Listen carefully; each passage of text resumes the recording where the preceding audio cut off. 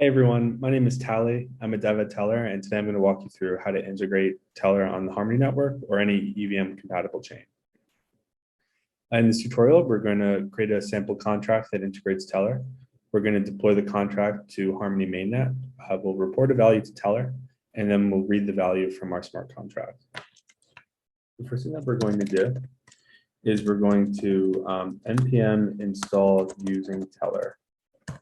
And using Tellor is a npm package that contains a contract called using Tellor that we can import into our contract, our sample contract, that we can use to easily access common Tellor getters. To start, well, it's done. Okay, cool. It's done installing, so we'll go ahead and start coding. We'll set up Solidity version 0.8.0. and we'll import using Tellor /contracts /using Tellor.sol. Semicolon. Okay. Now we'll set up our contract.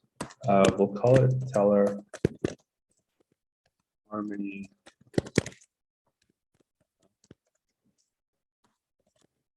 It's not name the file, and we'll inherit from using Tellor. Okay. In our constructor, we want to pass in payable Tellor address. And so Tellor address represents the address that the Tellor Oracle sits at on our network of choice, which we'll pass in the deployment script shortly. But for now, we'll continue in the contract. So we'll also set up the using Tellor constructor. In the using Tellor constructor, all we need to do is pass in the Tellor address and connect to Tellor. And for our constructor, that's all we'll do for now. We'll make a function and we'll call it, so today we'll get the maker USD spot price. So we'll call get maker USD spot price. And we won't pass in any arguments, but we will make it a public view function, and we will return int 256. In this function, what we're going to do, and this is the typical process for requesting data on Tellor, is we're going to make our query data. I'll explain these concepts in a minute. Make our query data, make our query ID, request data, parse the price. To start, Tellor supports almost or any query type, but what we need to do is format our query, in this case, in maker USD spot price, in a way that the Tellor Oracle can understand. So what we'll do is we'll encode a sort of bytes encoding into bytes. This will be our query data. This will be bytes memory query data. And so we'll do an encoding, as I'll demonstrate, an ABI encoding of the string spot price. So this first argument represents the type of query that we're doing. The second argument is an inner ABI encoding of two arguments. These are the arguments of the spot price. So these being the two currencies, maker and USD. Cool. Now we have our query ID. So this is a bytes representation of our spot price request for maker USD spot price. The next step is pretty simple. It's bytes 32, and it's an ABI encoding. Excuse me, not an ABI encoding. It's a hash of the above. Okay. So we have a hash, and the hash is actually what we're going to pass in to request data from the Oracle. And to request the data, we're going to return a tuple, and I'll show you what's in the tuple in a second. But we're going to use get data before, pass in our query ID, and pass in a timestamp of 30 minutes ago. So what this means is that we want to get data on our data feed on our query ID from 30 minutes ago. And we want to do a time in the past. We usually want to use get data before as a best practice, because if we use the most current value, then we have enough time for disputes. But both functions return 3 variables. The first being the success of the request. The second being the value, which is bytes memory. And the third being the timestamp.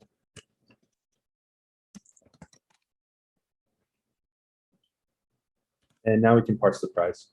So on Tellor, we return values as bytes to support as many return types as possible.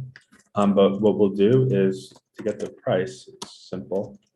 We can do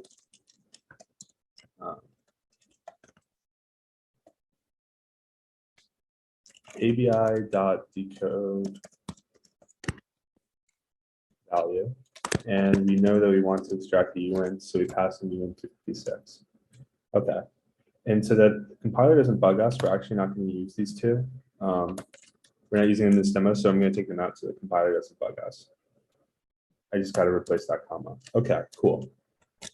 Now I think we're ready to, yep, got to return price. Okay. So we have a getter that reads Tellor and returns the make USD spot price. Let's see if it compiles.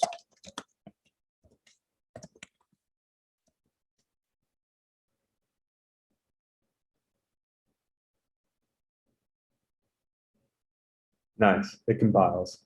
Cool. Let's write our deployment script now.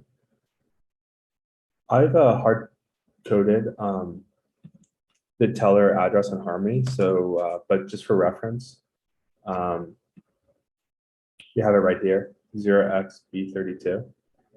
And as well, you can follow along on this repository, Tellor Harmony demo under github.com/tellor-ao/Tellor Harmony demo. But to continue, what we'll do is we'll create a contract factory. So Tellor factory will await ethers.get contract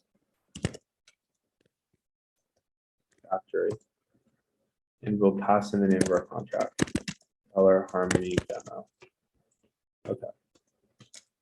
Now we can say that Tellor factory equals Tellor factory deploy. And here's actually where we want to pass in our constructor argument, the Tellor address.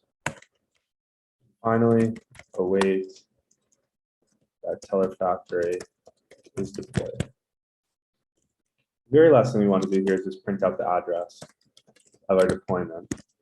So we'll do console.log Tellor factory.address. Okay, let's run it. So to run this, we'll do npx hardhat scripts deploy.js. We'll set the network to Harmony. And just for reference, your hardhat in general, like your hardhat config, won't come with Harmony by default. But in this demo, in the repo, you'll see I added Harmony, and you just have to pass in a node URL that Harmony provides for free if you look it up, and a private key for your account. If you're using a live network, like, obviously using a testnet or mainnet on Harmony, make sure you have TRB tokens and Harmony tokens. The TRB stake is 10 TRB on Harmony, the 1 TRB token. So let's deploy. Oh, whoops. I forgot a keyword. npx hardhat run. There we go.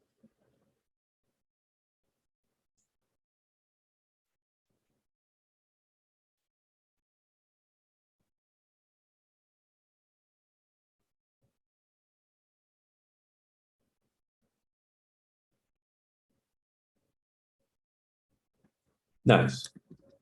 So we have a contract address. Let's look it up.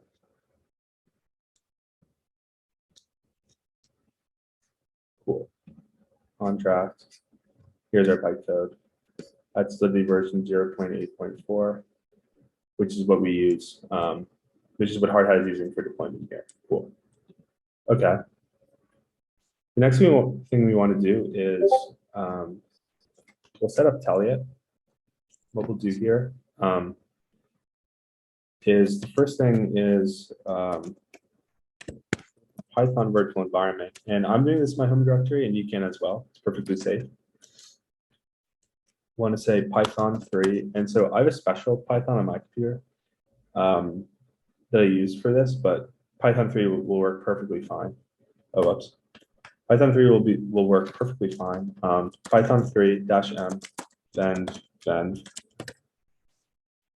So we'll create Python virtual environment. Next, we will want to activate it. So we'll say source then activate. Okay. And now, as I've copied here, we have a special leading edge installation of Tellor that is perfect for Harmony. So we'll install it in our virtual environment. I'll just give it a second to install.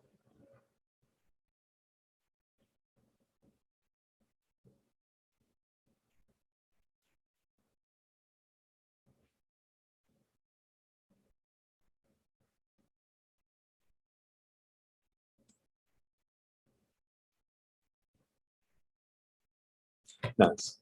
Okay. Now that we have Tellor set up, what we'll want to do is set up an account using Chain, which is a private key or account encryption program that we have associated with Tellor. What you'll want to do is type in chained, add the name of your account. So my account name, and I already have mine set up because I don't want to type my private key out while screen sharing, but I'll walk you through a sort of an example. So chained add my account name and 0x123 private key. That's where you put your private key. You would paste it in. Chained add account name private key, and then the chain ID that you want to set it up with. I've set mine up to use Harmony, so I think that's something like that. But anyway, I have mine set up so I can show you here.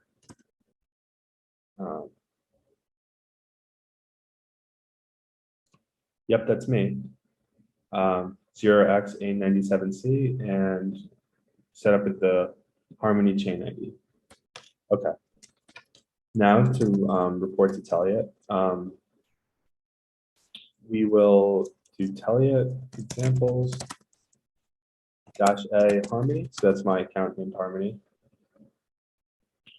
And then we will do report. So we're going to use the report subcommand. And we will do -p YOLO because we want to, for the purpose of the demo, we don't want to care about profit calculations. So YOLO ignores profit calculations. And we'll do query tags. We want to report to the query tag associated with the query ID for the Maker USD spot price. And let's just submit once. Okay, cool. Let's run it.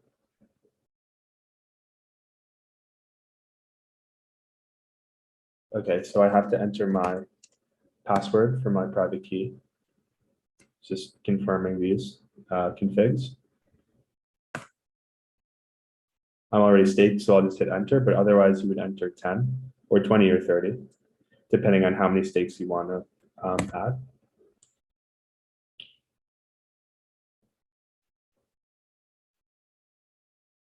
Just waiting for confirmation.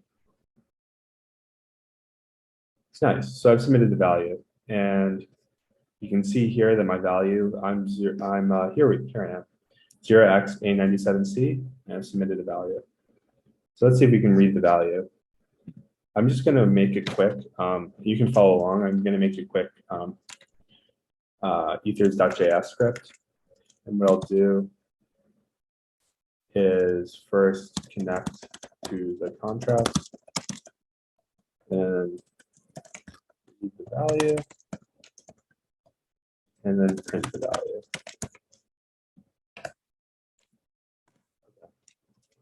The first thing we'll do is, let me update this address.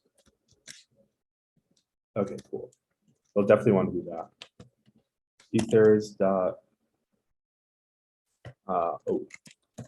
let Tellor demo equal await ethers dot get contract at, passing the name of our contract. Demo, we'll pass in the address. Next, we'll read the value. And to do that, what we'll do is say let price equal await. There's, excuse me, Tellor demo dot get. I'm just going to copy over since there's no autocomplete. The name of the function so I don't do a spelling error. Then we'll print the value. Okay, console.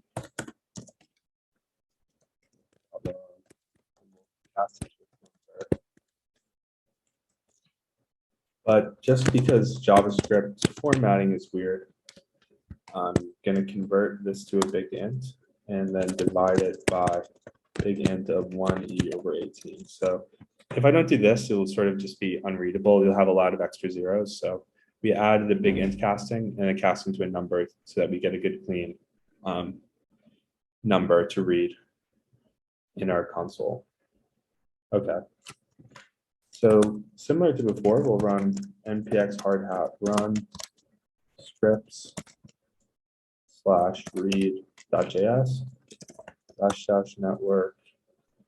Okay.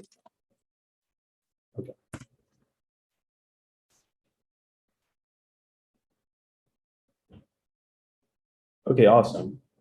We actually get a value, which is really cool. We just read that the value of MakerUSD is $846. According to the Tellor org, which is, it's awesome. So to recap, we've set up a Tellor Harmony demo where we connect to Tellor using the using Tellor contract and npm package.